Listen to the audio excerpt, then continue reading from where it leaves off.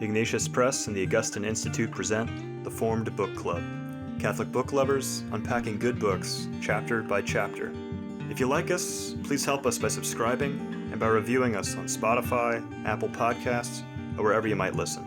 And don't forget to sign up for weekly updates and study questions at formedbookclub.ignatius.com. Welcome back to the Formed Book Club, where we continue our discussion of the ever-fruitful, ever-provocative Gilbert Keith Chesterton, his book, In Defense of Sanity, the best essays of G.K. Chesterton. We've been discussing these various essays for quite some time. There are 8 essays left. Going by our past performance, which is not a predictor of future performance, as they say when you're buying stocks, I think 3 more sessions will be enough to conclude our discussion, after which we will discuss saints and sinners in the Cristero War. This is the war in Mexico, persecution of the Catholics. And these are stories of martyrdom from Mexico, quite impressive, quite inspiring. So I mentioned that now. Saints and Sinners in the Cristero War, you might want to purchase that. Go to your local Catholic bookstore if you have one. That's always the first choice. If not, Ignatius.com. You can find it there, Ignatius.com. If all else fails, and it shouldn't, because one of those 2 options should be always available, you can go to the Behemoth. There's also an 800 number. There's also an 800, that's right. But I don't know what it is. Well, it ends with 1531. It starts with 800, but I don't know what's in the middle. We're terrible. Because we purposely picked 1531 as our last 4 digits, because that's the year in which Our Lady appeared in Mexico City. You can tell that we are not the marketing department.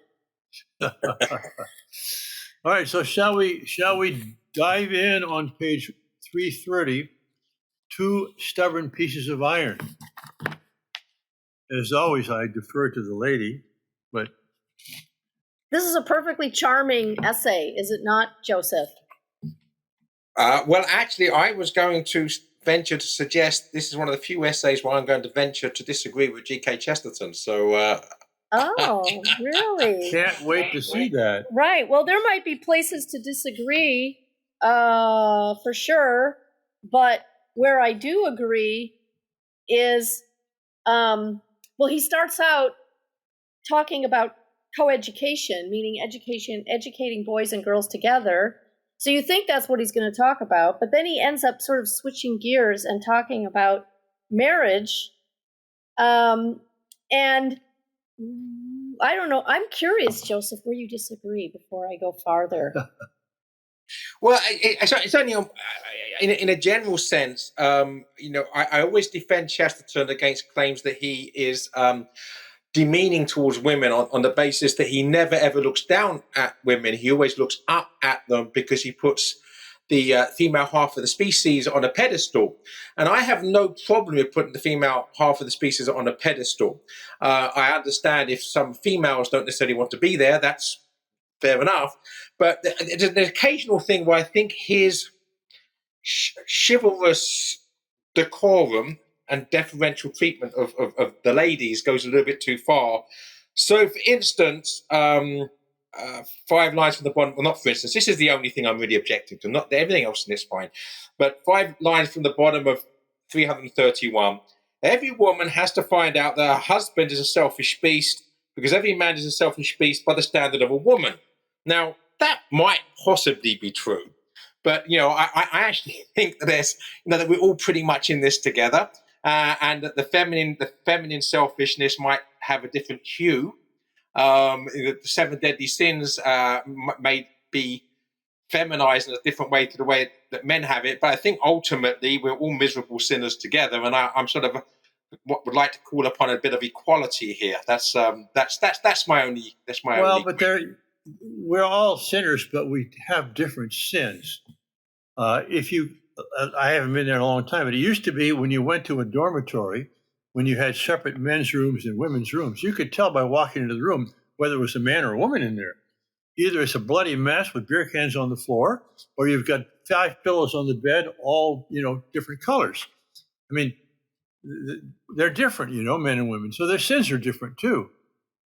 Well, yeah, well, it's the same 7 deadly sins. They say a different hue, perhaps, and I accept that the feminine is feminine, of course.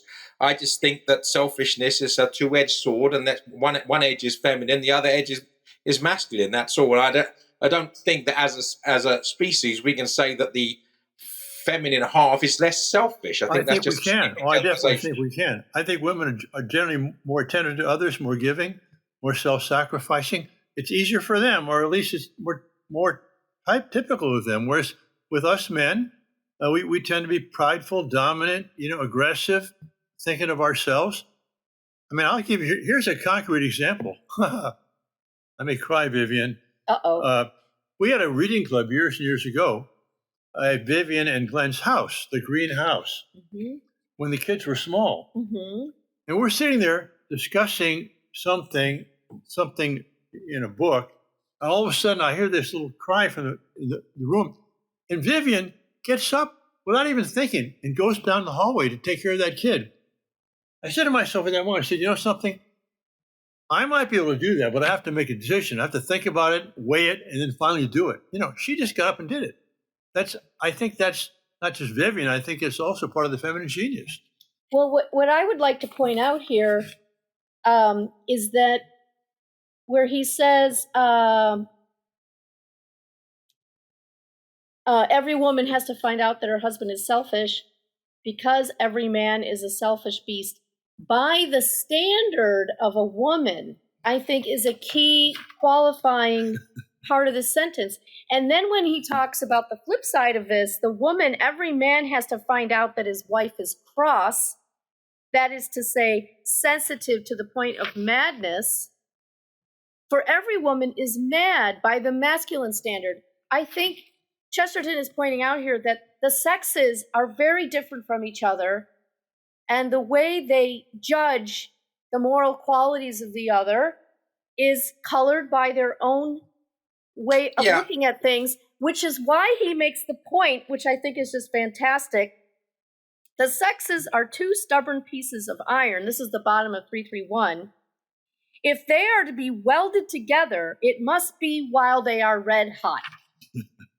And so he's explaining why he argues for marriage on the basis of love, as opposed to gain or family or all these other things, which isn't to say that passionate love for the other is necessarily mutually exclusive of parental arrangements. But the point is that people need to marry when there's desire. And because if they look too carefully, they might not ever get married, okay? And that's his point, which I think is a perfectly charming point and rather true to life.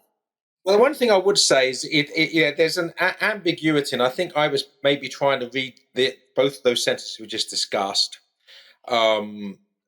objectively. In other words, as Chesterton is saying something which is an objective reality, whereas what you're saying, if I understand you correctly, is that the qualifying part of both those sentences, by the standard of a woman and by the masculine standard, is saying that it's the subjective way that a man sees a woman rather than the objective way that things are, and vice versa.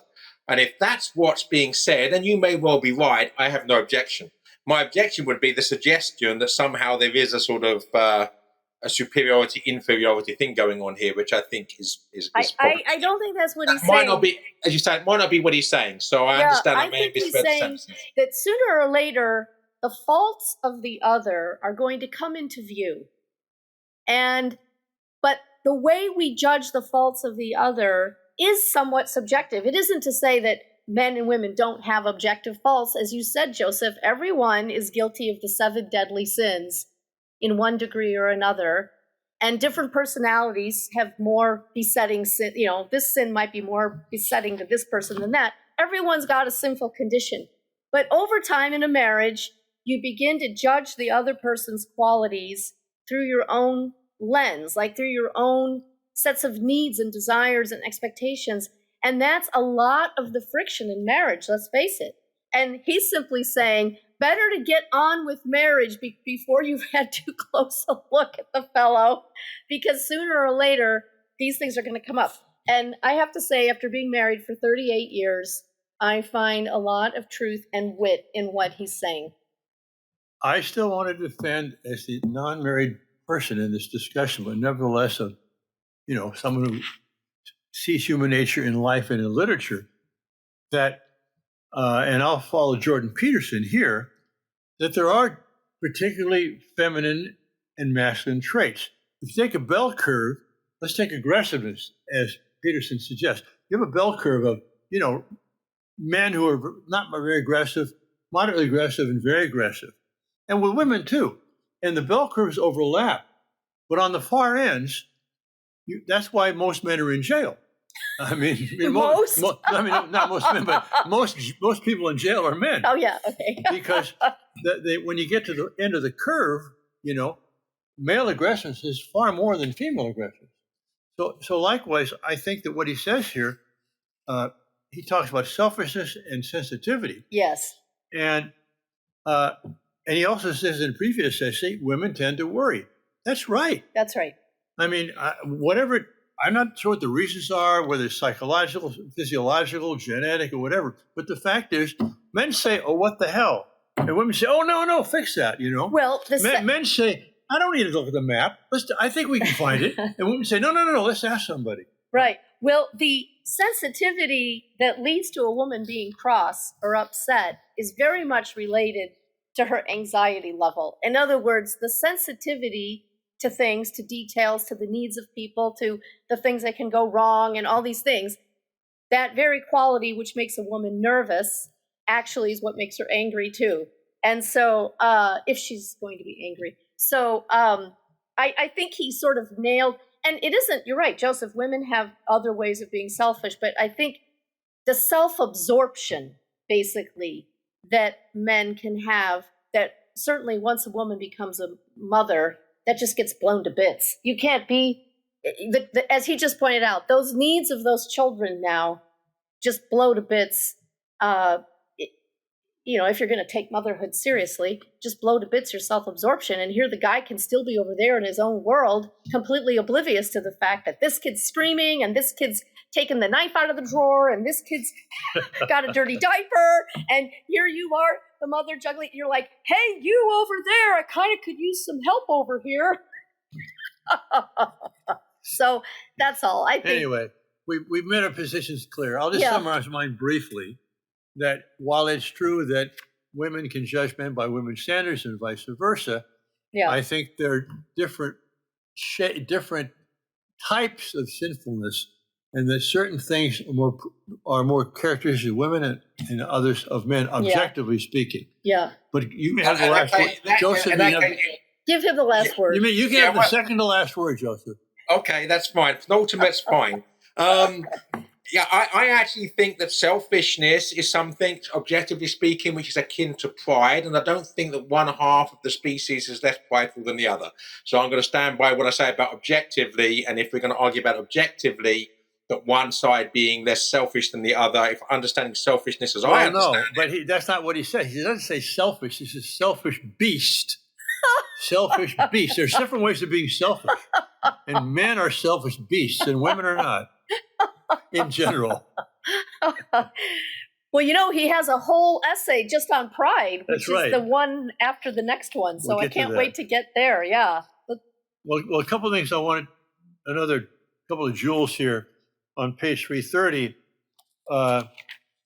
He says on a theme which is so important that he discussed having George MacDonald as being his mentor in that, middle of the page. I think the school is not so important as people think it nowadays.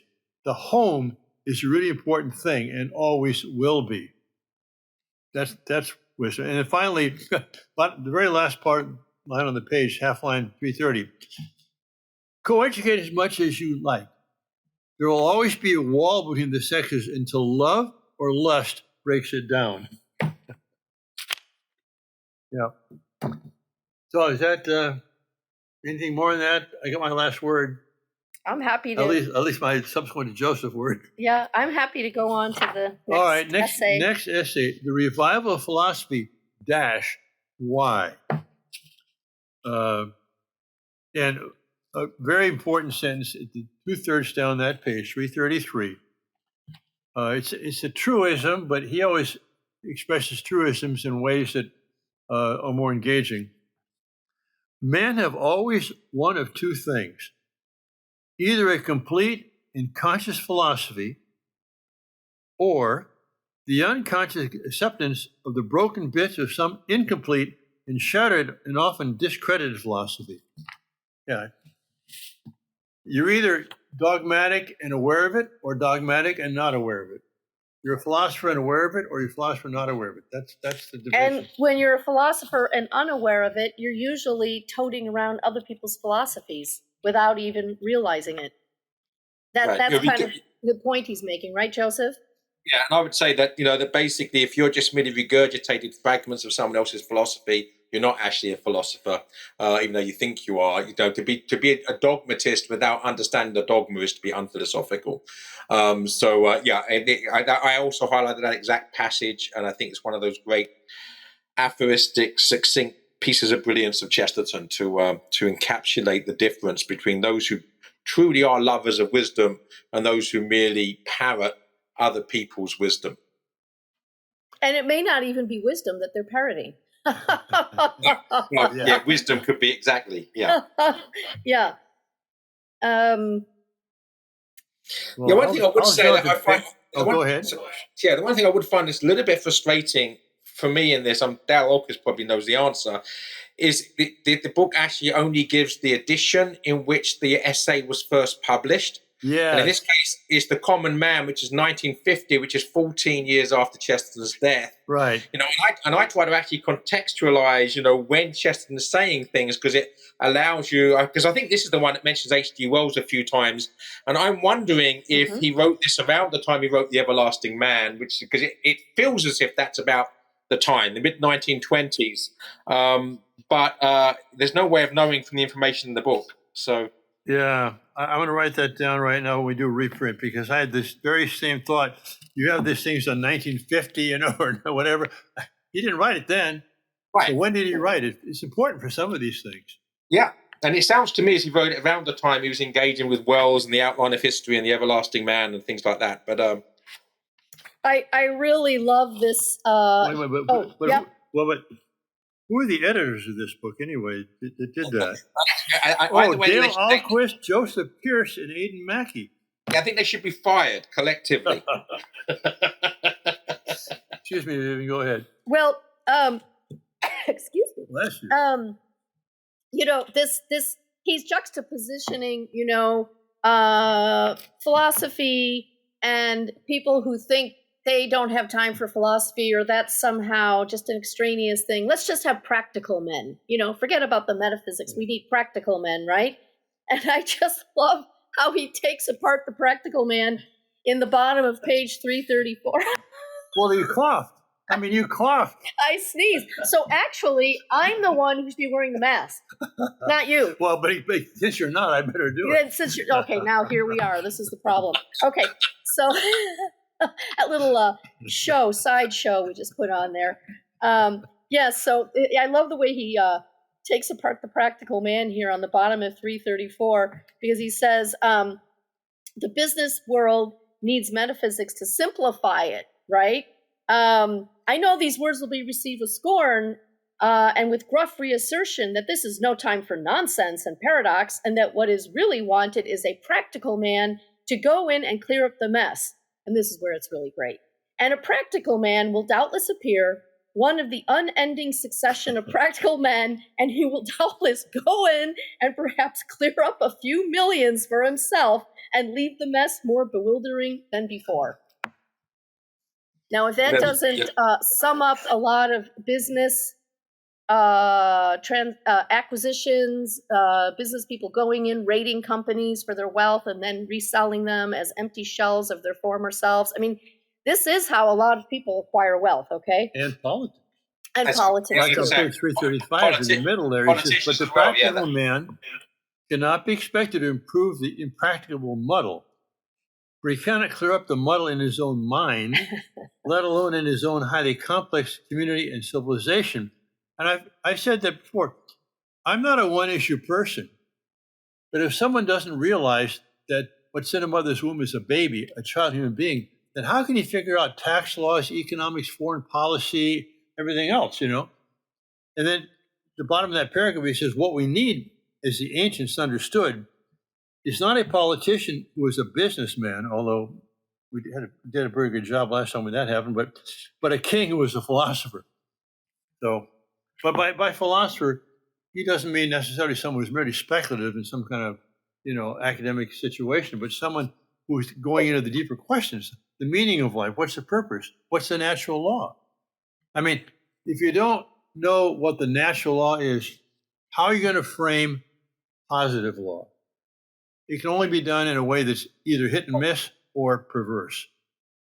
Yeah, I mean, I've highlighted that most of the passage you discussed here just immediately prior to what on middle of page 334, what Vivian quoted from the business world needs metaphysics to simplify it. Above that, it says the chief practical things of today, like finance and political corruption, are frightfully complicated. And that's the issue. We have basically, all sorts of organizations out there and all sorts of mechanisms at work that are incredibly complicated. What's needed is some people to once again realize the difference between right and wrong. And as you say, Father, if you don't know that killing babies is wrong, then you can't be trusted with anything else more complicated or otherwise. So we have to get back to those metaphysical basics in order to be able to make sense of anything. And we have to simplify things on that moral level before we can worry about the mechanical level. I have one other thing I want to say about this chapter, but it's on the very last page. Well, we're very close to it. You go there, because Well, this is a longer quote, but I beg your indulgence. On page 339, about 9 lines down or something like that. Mere repetition does not prove reality or inevitability. This has to do with the sun rising. We see again and again. Doesn't mean it's going to rise tomorrow. We think it's going to. We must know the nature of the thing and the cause of the repetition. If the nature of the thing is a creation and the cause of the thing is a creator, in other words, if the repetition itself is only the repetition of something willed by a person, then it is not impossible for the same person to will a different thing. If a man is a fool for believing in a creator, then he is a fool for believing in a miracle, but not otherwise. Otherwise, he's simply a philosopher who is consistent in his philosophy. And this is a beautiful 2 or 3 sentence summary of what C.S. Lewis did in an entire book called Miracles. That we have this idea that because a thing happens again and again and again, it always has to. Well, not necessarily. It depends on why it's happening again and again.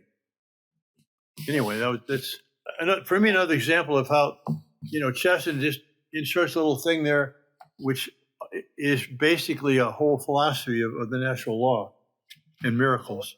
Yeah, just to follow on from that with the way he concludes the essay, which is just following on the point you just made, page 340. We're always being told that men must no longer be so sharply divided into their different religions. As an immediate step in progress, it is much more urgent that they should be more clearly and more sharply divided into their different philosophies. And I'm actually reminded there's a friend of ours that has a bumper sticker. We all know the coexist bumper sticker, right? All the different religious symbols, which basically means none of this really matters, just be nice. So that's the previous sentence, we should be not sharply divided into the different religions. But what my friends have is one that says contradict. They can't all be right, and it's got the same symbols, but contradict instead of coexist. And that's the whole point. We have to be grown up enough to argue with each other without quarreling. In other words, we have to know what our position is and to be real philosophers and not regurgitating someone else's philosophy, and to be able to argue that with other people and to accept and embrace differences before we can actually proceed beyond that. So I'm completely and utterly with Chesterton as the way he concludes this essay. It's hard to do on Twitter. And that's the problem. We live in a soundbite culture, and people want to have the answer in 30 words or fewer, and that's the problem, because that's not going to happen. Although Chesterton's pretty good at it with his aphorisms. Vivian, It's onward and upward, hopefully. Well, yeah, hopefully. at least sideways. But anyway, next essay, page 341.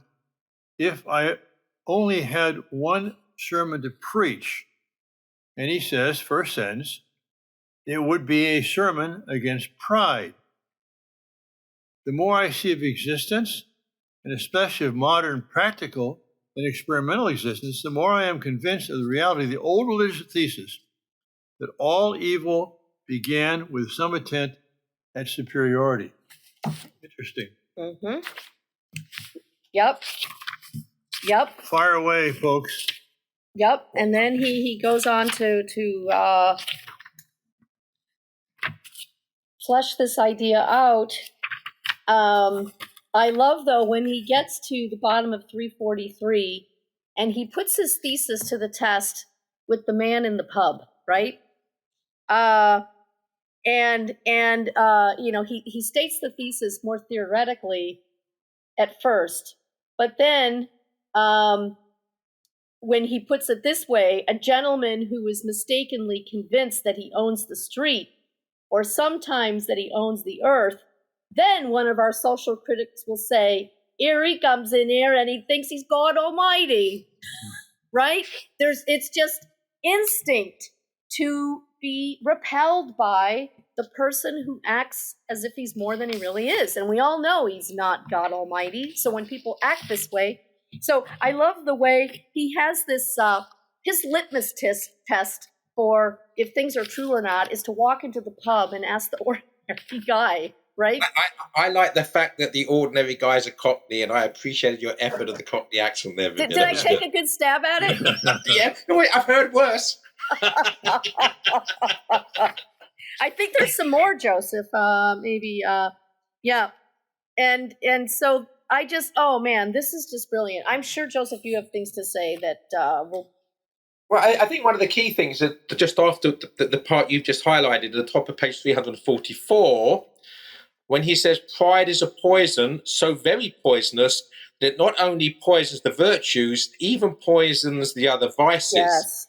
I mean, basically says, that as long as you have a conscience, we can be a thief and know that we're a thief and feel bad about the fact that we're a thief, even if we carry on thieving. And insofar as we're that sort of person, other people will at least understand us because they'll see us as weak. But then, about 10 lines further down, but once let that sort of man regard his own weakness as a strength, and you have somebody entirely different. Yes. And when we become proud of our sins, then we've got a very big problem because we abolish conscience and we become a monster. That's right. I like this line on 345. Men hate priggishness because it is the driest form of pride. I love that. I also highlighted that. That's Chesterton at his best. Yeah. And again, it's related to that. Satan fell by the force of gravity because he took himself too seriously. It's that same idea, right? That's right. That's right. I think Satan is a prig. Yep. And it's interesting that, as I say, there's an instinctual, feeling of aversion to certain things like this, without even explaining. The guy who thinks he's God Almighty, the guy who thinks he's better than everybody else, we just automatically don't like people like that. And there's a reason. And when you, Father, do you want to say something? I want to jump to 347, but anything before that? Well, I do actually 345 briefly, if I can, because I think there's a prophetic dimension to this, in the sense as often Chesterton has his finger on the pulse of fads that become even more sadly true. So 2/3 of the way down 345, a great deal of modern literature and ethics might be meant especially for the encouragement of spiritual pride. Scores of scribes and sages are busy writing about the importance of self-culture and self-realization, about how every child is to be taught to develop his personality, whatever that may be. And that's exactly, if you like, prophetic of our madness at the moment with the pride movement and, making yourself up as you go along. So, yeah. Well, on that same theme on page 347, about 10 lines down, the wickedest work in this world is symbolized not by a wine glass, but by a looking glass. And then he says, new paragraph, the phrase would probably be misunderstood, but I should begin my sermon by telling people not to enjoy themselves. It doesn't mean not to have fun, but not to enjoy yourself. Right. As he goes on, a few lines behind that, but down below that, human beings are happy so long as they retain the receptive power and the power of reaction in surprise and gratitude to something outside. That's right. There it is, not to be enclosed in yourself, thinking of yourself, everything related. I mean, obviously the temptation is here because each one of us is an agent for whom the whole world centers on himself. I mean, I'm looking out at you from my center, and you're at your center. So we tend to be self-centered. But what breaks us out of that? You said children breaks you out of that, for one thing. Mm-hmm. But so does a good glass of wine. And good not to equate the two, but, That's right.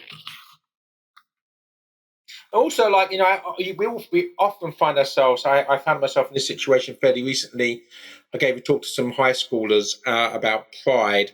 And we got this question, which is always coming up. Chesterton answers, bottom page 347.